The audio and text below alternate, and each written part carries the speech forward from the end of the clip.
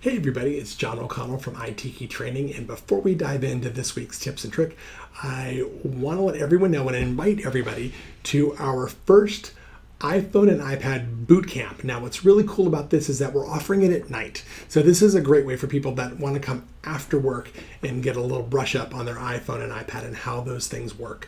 So it's at 6:30 to 8 p.m. on Tuesday, the 26th, here at the IT Key Training office. It's small.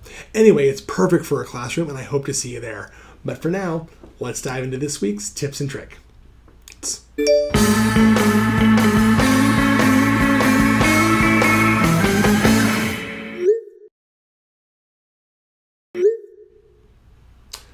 So we're going to continue and break down Control Center a little more because there's a ton of great access there that I don't think anybody ever really uses. So one more time, if I have an iPhone 10 or a lot of iPad Pros, I'm going to swipe down from the upper right-hand corner. If I have anything with a home button, I'm going to swipe up from the bottom of my screen to access Control Center.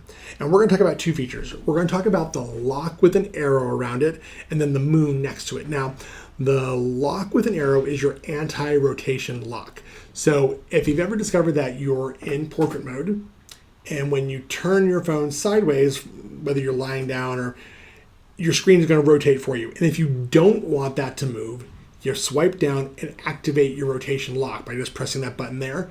And now your screen is not going to change as you move the orientation of the device itself. It's a great trick if you're reading in bed at night on your iPhone or iPad. That way it doesn't flip around on you. Now, the little moon is one of my favorite things in the world, and I love it because it allows me to get a good night's sleep. I also love that Apple made it not as easy to turn on accidentally. It used to be really easy to turn this on accidentally and you wouldn't know what happened.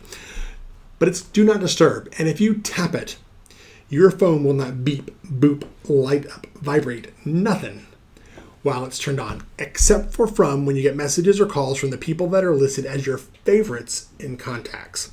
So great way to make sure that you're not disturbed.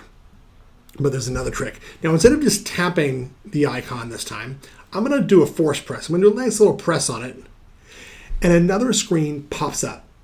And this allows me to set Do Not Disturb for 1 hour. So say I'm going into a meeting and I want it to turn off automatically when my meeting is done so I can receive calls then, I can just hit that.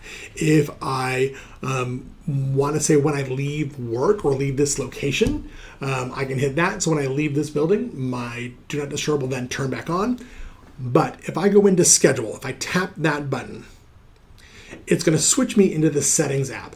And I can now control Do Not Disturb going on and off like a clock. So I am from Boston, so I get text messages starting at 3 a.m. my time here in Palm Springs. So I have it set Do Not Disturb from 10 p.m. to 6:30 a.m. And I can choose however I want that to go. So there is a lot of really great things built into Control Center, and that's just two of them. So the anti-rotation lock and the Do Not Disturb button. And the Do Not Disturb button has a lot of cool hidden features by doing a long press on it. Cool. I love it. Thanks so much for joining me. I hope to see you again next week. And visit itkeytraining.com to sign up for iPhone and iPad Bootcamp. Take care.